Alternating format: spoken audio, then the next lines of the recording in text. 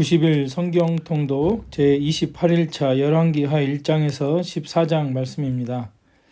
우리가 열왕기 상하를 볼 때 하나님 나라 관점에서 우리가 성경을 봐야 되는데,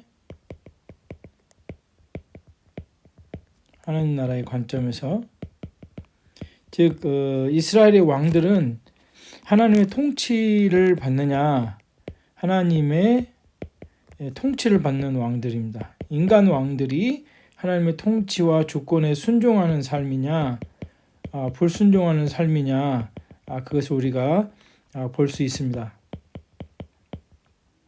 즉 하나님 나라의 관점에서 보면 부분적인 어떤 순종하는 왕들을 통해서 부분적으로 하나님 나라가 이루어진 것들을 볼 수 있습니다.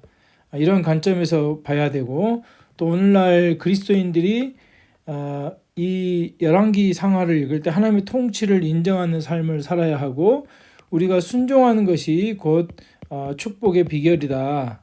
신명기서에 의하면 순종하는 것이 곧 축복의 비결임을 알아야 하는 것입니다. 그리스도인의 삶의 길은 어떻습니까? 하나님을 우리의 왕이요 주인으로 모시고 하나님께 순종하고 복종하는 삶을 살아야 한다는 것을 가르쳐주고 있습니다. 왜냐, 우리는 예수 그리스도를 믿음으로 이미 하나님의 자녀가 되었고 하나님 나라의 백성이 되었기 때문에 이 땅에서 그리스도인의 삶의 자세는 뭡니까? 하나님의 자녀, 하나님의 백성으로서 하나님의 통치, 즉 하나님의 왕이요 주인이심을 인정하고 하나님의 통치에 순종하고 복종하는 삶을 살아가야 된다는 것을 보여주고 있습니다. 열왕기 상하는 원래 한 권의 책이었습니다. 원래 한 권의 책이었고 주전 300년경 히브리어 본문이 헬라어로 번역될 때 둘로 구분되었습니다. 열왕기하는 북왕국 이스라엘의 야하시야 왕과 엘리사의 사역으로 시작해서 북왕국 이스라엘이 BC 722년 아수르에 의해 멸망당하고 남왕국은 약 150년, 정확하게 150년은 아닌데 대략 얘기한다면 150년으로 말할 수 있겠죠. 더 유지하고 BC 586년에 멸망에까지 일들을 기록하고 있습니다. 열왕기하는 계속해서 남북 왕조의 죄악상을 보여주면서 결국 멸망당함으로 끝을 맺고 있습니다. 두 왕국의 멸망의 결과가 무엇입니까? 멸망은 왜 되었습니까? 그들의 하나님께 대한 불순종의 결과였습니다. 하지만 열왕기하에서는 불순종의 이야기만 기록되어 있지 않고 순종과 보상에 관한 이야기도 등장합니다. 놀라운 기적을 행하며 순종하는 선지자들의 이야기, 그리고 하나님 앞에 온전한 믿음을 보여줬던 왕들의 이야기도 기록되어 있습니다. 열왕기 하에서는 하나님에 대해 불순종한 개인과 국가가 어떠한 하나님의 심판을 받게 되는지를 명백하게 보여주고 있습니다. 열왕기하를 요약하자면 1장부터 10장은 북왕국 이스라엘 역사를 주로 다루고 있는데 1장에서 8장은 오므리 왕조와 엘리사의 사역을 다루고 있습니다. 엘리야의 사역은 이제 열왕기 상에 주로 기록되어 있죠. 그리고 9장에서 14장은 예후 왕조까지를 기록하고 있고요. 그 다음에 이제 11장부터 17장은 남북 왕국의 교차 역사를 그려놓고 있습니다. 남북 왕국의 연대가 교차로 진행되고 북왕국 이스라엘이 열왕기하 17장에 멸망당합니다. 아수르 제국에 의해서 멸망당합니다. BC 722년에 멸망당하죠. 이 시기에 북왕국 이스라엘이 멸망할 그 시기에 요나, 아모스, 호세아가 북이스라엘 선지자로 활약하고 있습니다. 그리고 18장에서 25장은 남왕국 유다의 역사를 기록하고 있습니다. 그러니까 열왕기하 17장에서 북왕국 이스라엘, 북왕국의 이야기가 끝납니다. 열왕기하 17장에 북왕국 이스라엘의 이야기가 끝나고, 이제 열왕기하 18장부터 25장까지는 남왕국의 남은 역사를 기록하고 있습니다. 여기에 보면 이제 남왕국 유다의 역사와 멸망에 대해서 기록하고 있고, 선지자 요엘, 이사야, 미가, 나훔, 하박국, 스바냐, 예레미야, 그리고 오바댜가 유다에서 활약했다는 것을 기록하고 있습니다. 먼저 열왕기 하 책에 들어가기 전에 열왕기 상에 열왕기상 12장부터 22장까지 남북 왕조를 설명을 하면 여로보암 1세 북이스라엘 왕국의 첫 번째 왕인 여로보암 1세 여로보암 왕조가 여로보암의 아들 나답 때에 그치죠. 그리고 여로보암의 아들 나답을 누가 죽입니까? 바아사가 죽이죠. 그리고 바아사도 마찬가지로 아들 엘라 때에서 그칩니다. 그리고 이제 7일 동안 통치를 했던 시므리는 엘라를 죽이죠. 시므리가 엘라를 쿠데타의 역사들이 계속 일어나고 있습니다. 그리고 이 시므리를 오므리가 또 죽이죠. 오므리가 죽이서 오므리 왕조라고 오므리 왕조가 9번째 왕 요람 또는 여호람이라고 합니다. 요람까지 제 오므리 왕조가 시작되는 것을 알 수 있습니다. 이어져 있는 것을 알 수 있습니다. 그러니까 여로보암 1세와 나답의 두 명, 그 다음에 바아사와 엘라, 시므리 1명, 오므리 그리고 4명, 오므리 왕조는 이제 4명까지 이어지게 되죠. 다 어떻게 됩니까? 쿠데타에 의해서 왕조가 바뀌게 되죠. 나답을 바아사가 죽이고 엘라를 시므리가 죽이고 시므리를 오므리가 죽이고 이런 이제 쿠데타의 역사가 계속 일어나고 있습니다. 그래서 열왕기상 22장에는 다시 얘기를 하면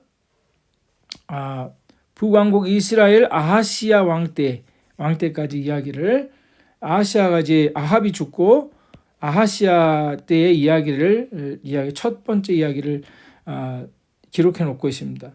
남유다 왕국은 첫 번째 르호보암 왕. 남유다 왕국은 계속해서 끊이지 않습니다. 쿠데타가 아니라 다윗, 솔로몬, 그 다음에 르호보암에 이어서 르호보암의 아들 아비야, 아사, 여호사밧 쭉 해서 왕조가 한 번도 끊어지지 아니하고 계속 이어져 있는 모습을 볼 수 있습니다. 여로보암 1세가 굉장히 통치를 많이 했는데 르호보암의 아들 아비야 또는 아비암이라고 하죠. 그리고 아사, 남왕국 유다 아사 왕 때에 북왕국 이스라엘의 많은 왕들이 거쳐가는 걸 볼 수 있습니다. 아사 왕이 41년 통치했으니까 나답도 이렇게 여로보암 마지막 때도 걸려 있고요. 나답 때도 있고 바아사 때도 있고 엘라, 시므리, 오므리, 심지어 아합 때까지 아사가 통치하고 있는 모습을 볼 수 있습니다. 그리고 아사의 아들 여호사밧이 남유다의 왕이 되었을 때 북이스라엘의 왕은 누굽니까? 아합입니다. 아합. 이게 좀 문제가 되는데요. 이 여호사밧이 아합과 이 친밀한 관계를 가지면서 여호사밧의 아들 아들이 여호람인데 이 여호람하고 누가 결혼하냐면 아합의 딸하고 이렇게 결혼을 해요. 그래서 아합과 여호사밧이 사돈 관계가 됩니다. 여호사밧이 굉장히 하나님 앞에 신실한 왕이었음에도 불구하고 아합과의 사돈 관계를 맺으면서 이 아합의 딸 아달랴, 그러니까 아합과 이세벨의 딸 아달랴가 여호람과 결혼을 하게 되면서 남왕국 유다에도 우상 숭배를 가져오게 되죠. 이래서 굉장히 이런 중요한 사건이 남유다에도 일어나게 됩니다. 즉 열왕기상 12장에서 22장의 남북 왕조는 북왕국 이스라엘은 아하시야 이야기까지 기록이 되어 있고 남왕국 유다는 여호사밧의 이야기까지가 기록되어 있습니다. 그리고 이제 아하시야의 이야기와 여호사밧의 이야기는 열왕기 하에도 이제 시작되고 있죠. 자, 열왕기 하 1장부터 보겠습니다. 북왕국 아하시야와 엘리사. 앞에서 보면 열왕기 1장에서 8장은 아하시야 왕이 지금 통치를 하고 있고요. 그 시대에 누가 활약하고 있습니까? 엘리사. 선지자 엘리사가 활약하고 있는 모습을 볼 수 있습니다. 북왕국 아하시야 왕은 2년간 통치했습니다. 그의 행적은 단 한 가지만 기록되어 있고 아하시야는 그의 다락 난간에 떨어져 병이 들었고 그는 병에서 낫기 위해 사자를 보내 에그론의 신 바알세붑에게 병이 나올 수 있도록 물었습니다. 하나님께 묻지 아니하고 우상 숭배하는 모습을 볼 수 있죠. 이방 신에게 자기의 병이 나올 수 있도록 해달라고 그렇게 물었다는 거예요. 그래서 엘리야는 아하시아의 우상 숭배에 따른 하나님의 심판을 선언합니다.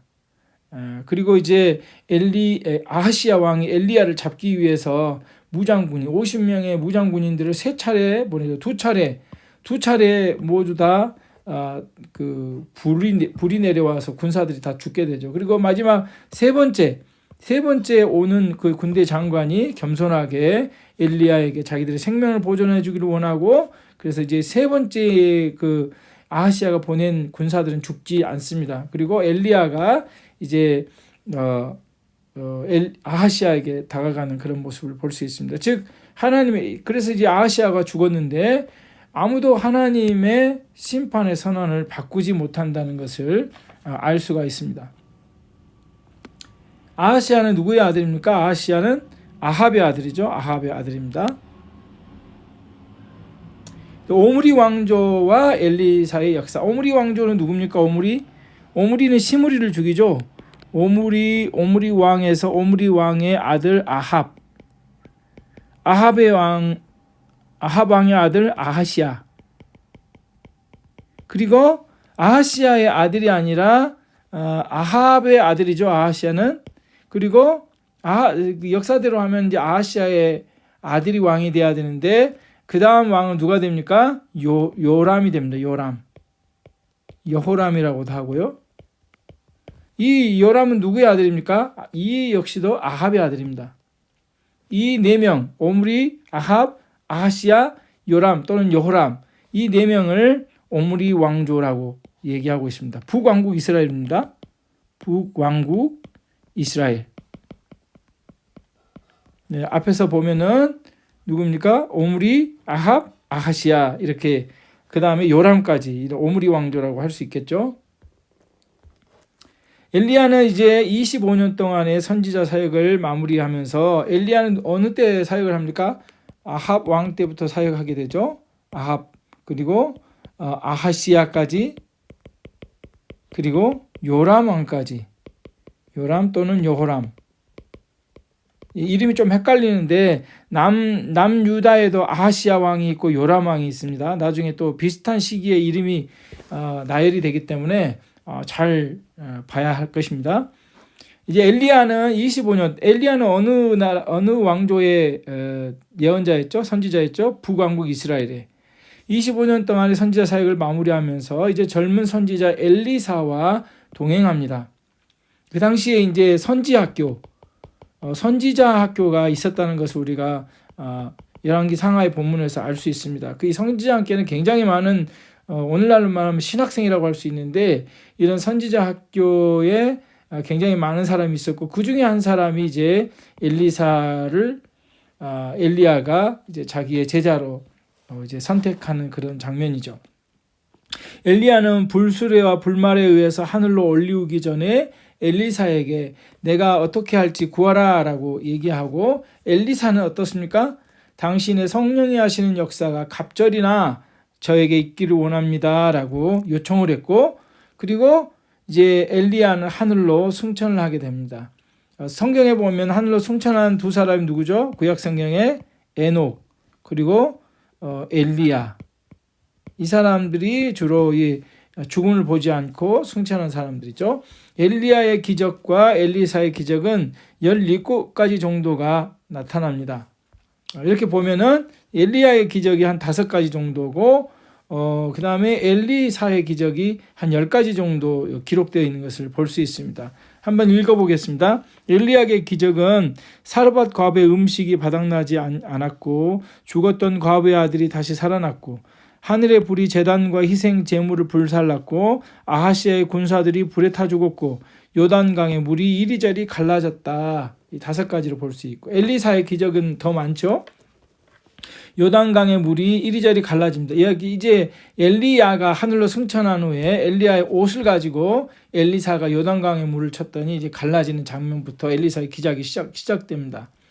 그리고 이제 여리고 성의 샘물을 맑게 고치는, 일이 일어나고 과부의 기름이 많아지게 하고 수넴 여인의 죽은 아들이 다시 살아납니다. 여기까지 보면은 주로 이제 엘리야가 했던 기적과 비슷한 기적들이 일으키죠. 그리고 국의 독소를 제거합니다. 적은 음식으로 많은 무리를 먹입니다. 아람의 군대 장관 나아만의 문둥병을 고칩니다. 사환 게하시에게서 문둥병이 발하게 합니다.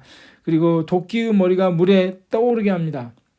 아람 군사들의 눈이 모두 어둡게 됩니다. 이 10가지 기적의 모습을 볼 수 있습니다. 그러니까 즉 엘리야에게 엘리사가 뭘 구합니까? 당신이 성령이 하시는 역사가 갑절이나 저에게 있기를 구한다라고 했을 때 마치 그가 구한 것처럼 갑절의 어떤 성령의 역사들을 경험하는 모습을 볼 수 있습니다. 북이스라엘의 왕 아하스야의 아들 이제 여호람이 왕이 됩니다. 여호람을 요람이라고도 하기도 하죠. 요람은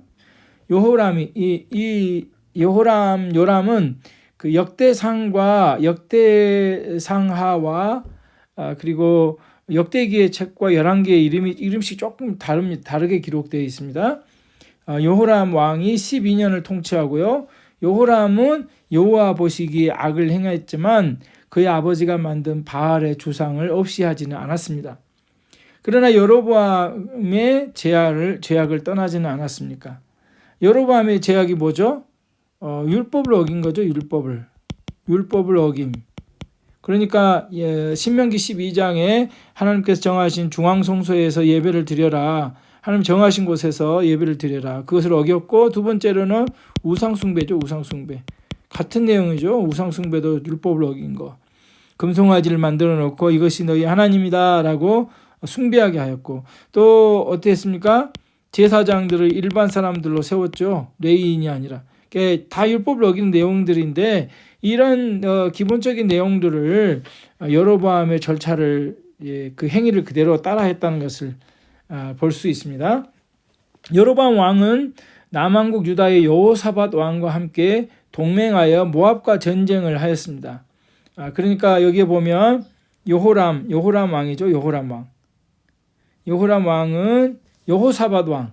여호사밧이 이렇게 통치를 하잖아요. 기간이 비슷한데 맞물렸죠. 여호사밧과 요람이 이제 같이 손잡고 일하는 모습을 볼 수 있고 또 어떻습니까? 여호사밧이 이전에 누구랑 손잡았습니까? 아합과 손잡았죠. 아합과 손잡았죠. 여호사밧이 참 신실한 왕인데 아합과 여호람과 계속해서 사돈 관계를 맺었기 때문에 남유다와 북이스라엘이 좋은 관계였지만 그러나 하나님을 섬기는 데 있어서는 여호사밧 그러니까 남유다 왕조가 이제 북이스라엘로부터 그 우상 숭배에 대해서 영향을 많이 미치게 됩니다. 북이스라엘 왕조가. 그래서 여호사밧과 여호람이 이제 손을 잡고 모압과의 전쟁을 이제 가자고 얘기했을 때 그때 선지자 엘리사는 검고를 타며 예언하며 가뭄의 종료와 전쟁의 승리를 예언하는 장면이 나옵니다. 엘리사의 기적 이야기가 계속됩니다. 선지자의 제자들의 아내 중 한 여인이 과부가 되었습니다. 그 집에 기름이 넘치게 하여 가정의 문제를 해결해 줍니다. 또한 수넴 여인의 죽은 아들들을 다시 살리시며 길갈에 흉년이 들었을 때 선지자들이 끓인 국의 독소를 제거해 주고 있습니다. 한편 아람의 군대 장관 나아만의 문둥병을 고쳐주고요. 선지자의 제자들이 그 산에 나무를 하러 갔다가 그 도끼가 물에 빠지자 도끼가 물에 떠오르게 하죠. 그런 기적의 역사를 일으키고 아람 군사들의 눈이 모두게 어둡게 함으로 아람 군대를 물리치는 일을 하게 됩니다. 굉장히 영적인 일들이 많이 일어납니다. 그러니까 우리가 세계관적인 관점으로 보면 이 하나님께서 온 세상 우주 만물을 통치하시고 주관하시고 다스리신다라는 것들을 계속해서 보여주고 있습니다.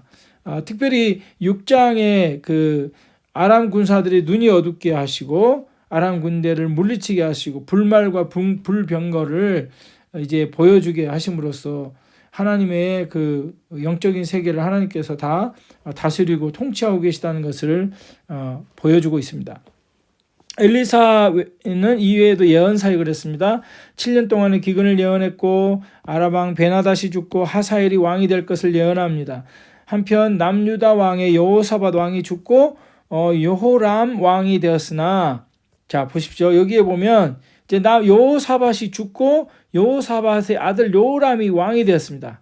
여호람이 왕이 똑같죠. 북이스라엘의 여호람, 그다음에 남유다의 여호람, 비슷한 동일한 시기에 통치를 합니다. 그래서 우리가 성경을 읽을 때 어느 나라 여호람이야 라고 생각할 수 있을 것입니다. 그런데 여호사밧이 죽고 그의 아들 여호람이 왕이 되었는데, 이 여호람의 아내가 누구냐면 아달랴예요. 아달랴. 여호람이 누구랑 결혼합니까? 아달랴. 아달랴는 누구의 딸이에요? 아합과 이세벨의 딸이죠. 이세벨. 그러니까 이 여호사밧이 아합과 동맹을 하면서 아합의 딸을 며느리로 데리고 온 거예요. 자기 아들 여호람을 이제 아합과 이세벨의 딸인 아달랴와 결혼을 한 겁니다. 나중에 이 아달랴가 유다의 그 다윗의 씨를 다 말리려고 다 죽여버리잖아요. 그때 이제 아달랴가 섭정을 하면서 그 일을 하게 됩니다. 그리고 남왕조 유다의 우상 숭배를 할 수 있도록 굉장히 만연할 수 있도록 한 그런 아주 치명적인 일을 하게 되는 거죠. 자, 여기 보면 이제 남유다 왕의 여호사밧 왕이 죽고 여호람이 왕이 되었으나 그는 아합의 딸을 아내로 맞이하여, 아합의 딸 누굽니까? 아달랴죠. 아달랴. 여호와 보시기에 악을 행했습니다. 그래서 여호람 왕이 8년 동안 통치하였고 그의 아들 아하시야가 왕이 되었습니다. 근데 아하시야가 몇 년을 통치했습니까? 1년만 통치하고 죽습니다. 그래서 이제 아들이 죽고 여호람과 아달랴 사이에 아들이 죽고 그 다음에 누가 통치합니까? 아달랴가 통치를 해요. 아달랴가 섭정이지, 여자죠, 여자. 남유다 왕조의 이 왕들의 역사에 아달랴가 유일하게 여성으로서 통치를 하는 모습을 볼 수 있습니다. 그래서 그 아들 아하시야가 왕이 되었고, 아하시야는 그의 어머니 아달랴의 영향을 받아 아합의 집 길로 행하였다. 아합의 집과 같이 여호와 보시기에 악을 행했다라고 기록하고 있습니다. 그리고 우리가 영적으로 얼마나 결혼이라는 것이 굉장히 중요합니다. 결혼이라는 것이 물론 우리가 때로는 신자와 불신자들이 결혼한 것을 그런 것을 무조건 다 잘못됐다고 할 수는 없지만 영적인 영향을 굉장히 미친다라는 것을 우리가 보여주고 있습니다. 신앙의 가문끼리 결혼하는 것이 얼마나 중요한지에 대한 그런 내용도 우리가 알 수 있죠. 열왕기하 9장에서 14장입니다. 예후 왕조와 엘리사의 사역. 이 예후 왕조는 누굽니까? 이제 예후. 그러니까 오므리 왕조, 지금 오므리 왕조가 다시 한번 얘기하면 아합, 오므리 왕 다음에 아합이 왕이 되죠. 그리고 아합 다음에 아합의 아들 아하시야가 왕이 되고 아하시야 다음에 여호람이 왕이 되죠. 오므리, 아합, 아하시야, 요람까지 오므리 왕조입니다. 이 오므리 왕조를 누가 죽입니까? 말하자면 예후가 쿠데타를 일으키죠. 예후가 요람을 죽이면서 이제 예후 왕조가 시작이 됩니다. 예후 왕조. 예후, 여호아하스, 요아스, 여로밤, 이세, 그리고 누구까지 이루어집니까? 스가랴까지 이루어지고 있습니다. 5명의 왕이 예후 왕조죠. 자, 예후 왕조로 다시 들어가겠습니다. 예후 왕조와 엘리사의 사역. 선지자 엘리사는 북이스라엘 왕 아합의 아들 요람을 대신해서 예후를 찾아가서 그의 머리에 기름을 붓고 여호와의 말씀이 내가 내게 기름을 부어 이스라엘 왕으로 삼노라 라고 말하고 있습니다. 하나님께서 이스라엘을 통치하고 계시는 거죠. 남유다와 북이스라엘을 주권이 누구에게 있습니까? 하나님께 있음을 보여주는 겁니다.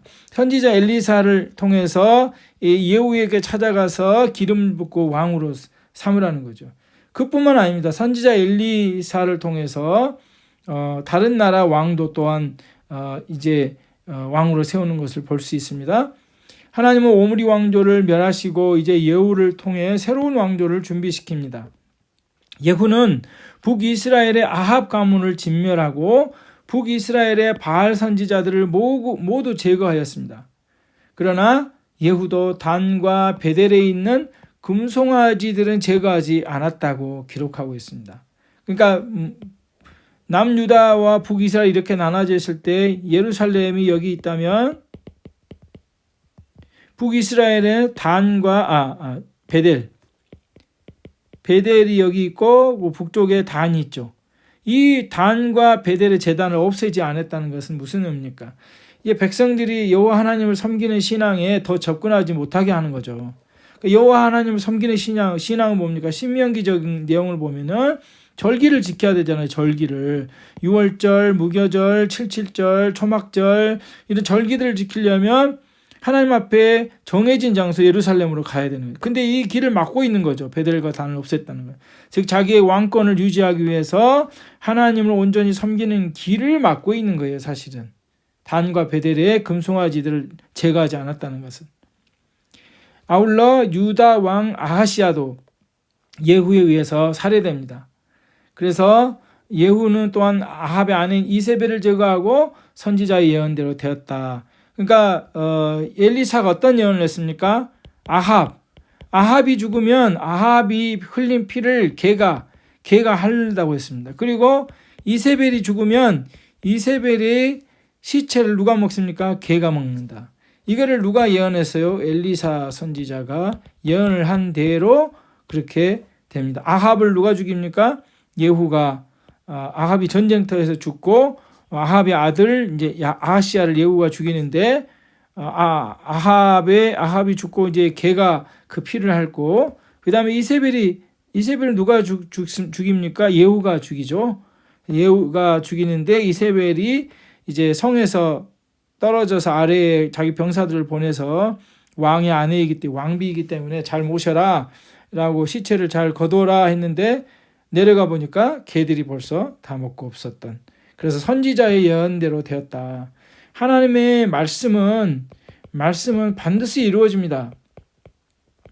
반드시 이루어진다. 구약 성경의 예언서를 통해서 이것을 분명하게 우리에게 말씀하고 있습니다.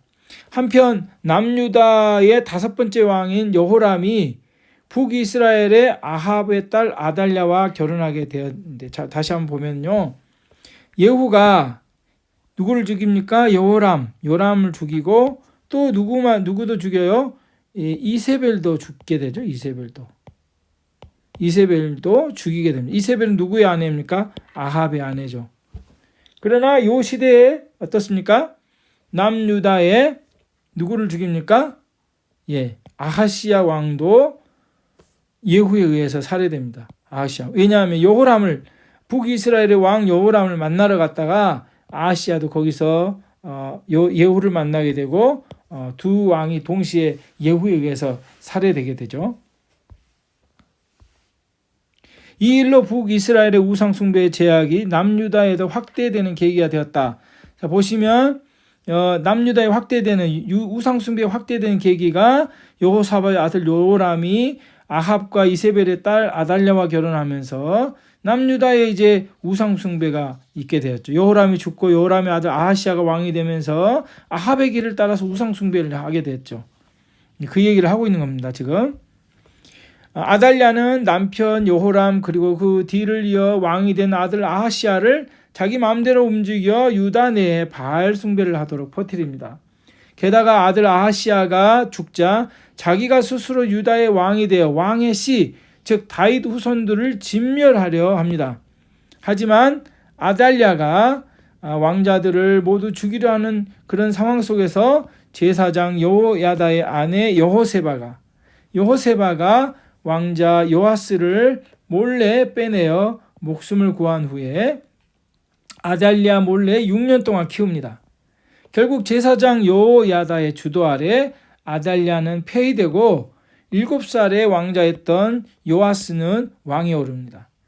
그래서 누가 왕이 됩니까? 요아스가 왕이 되죠. 요아스의 통치 전반기에 유다는 제사장 여호야다로 인해 하나님과의 언약을 새롭게 하고 성전도 새로 고칠 수 있었습니다. 그러나 여호야다가 죽자 남유다는 또다시 퇴락의 길을 걷게 됩니다. 그러니까 사실 이 진멸명령이 굉장히 중요했던 거죠. 진멸명령은 헤렘이죠. 헤렘.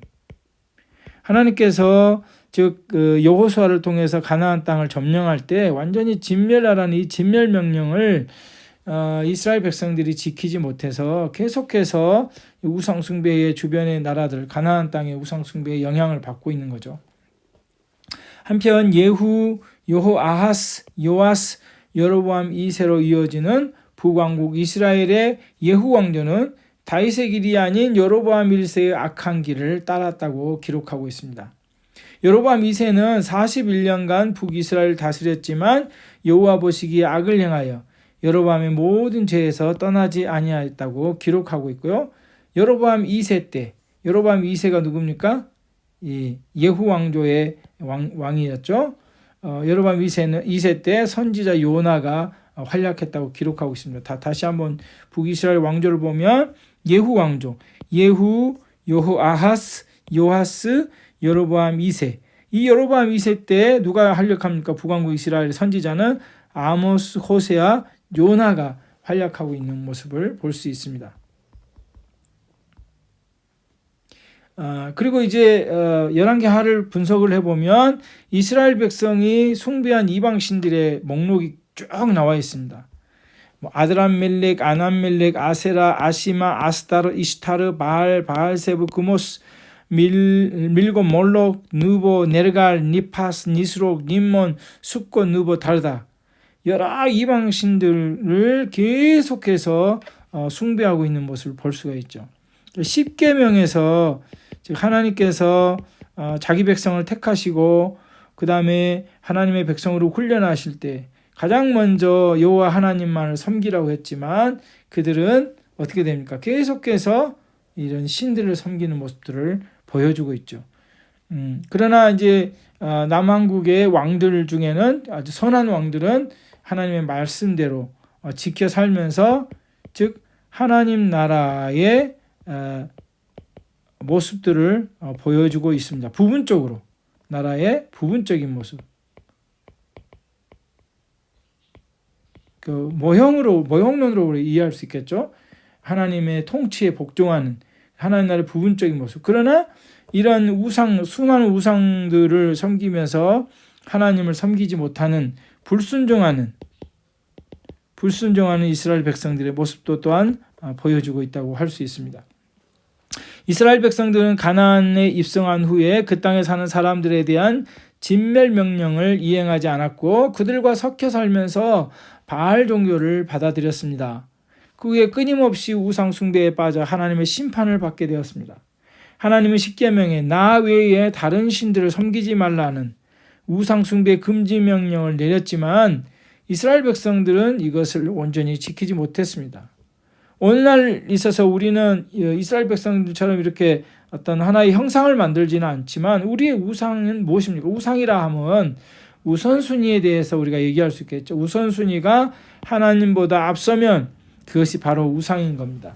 에베소서 5장 5절에 이렇게 기록하고 있습니다. 에베소서 5장 5절에 너희도 정녕 이것을 알거니와 음행하는 자나 더러운 자나 탐하는 자 곧 우상 숭배자는 그렇게 해요. 탐하는 자, 탐하는 거. 탐욕. 우상 숭배라는 거예요. 우상 숭배. 오늘날의 우상 숭배가 뭡니까? 만몬이시죠. 만몬. 물질 만몬. 만몬의 우상을 오늘날 많은 사람들이 섬기고 있는 모습을 볼 수 있습니다. 그리고 골로새서 3장 5절도 동일한 말씀을 하고 있습니다. 그러므로 땅에 있는 지체를 죽이라 곧 음란과 부정과 사욕과 악한 정욕과 탐심이니 탐심은 우상 숭배니라. 탐심과 굉장히 연결이 많이 되어 있죠. 그래서 오늘날도 우리가 이런 탐심, 이 세상의 것들은 계속해서 어떤 물질에 대한 그런 소유에 대해서 굉장히 많은 가치를 두고 있죠. 그러나 오늘날의 그리스도인들은 이런 탐심을 물리치고 오직 하나님을 나의 주인이요 왕으로 섬기며 하나님의 통치에 복종하고 순종하는 삶을 살고 이 율법에 금하는 이런 우상 숭배나 이런 탐하는 것들에서 우리 자신을 멀리해야 된다는 것을 또한 보여주고 있습니다.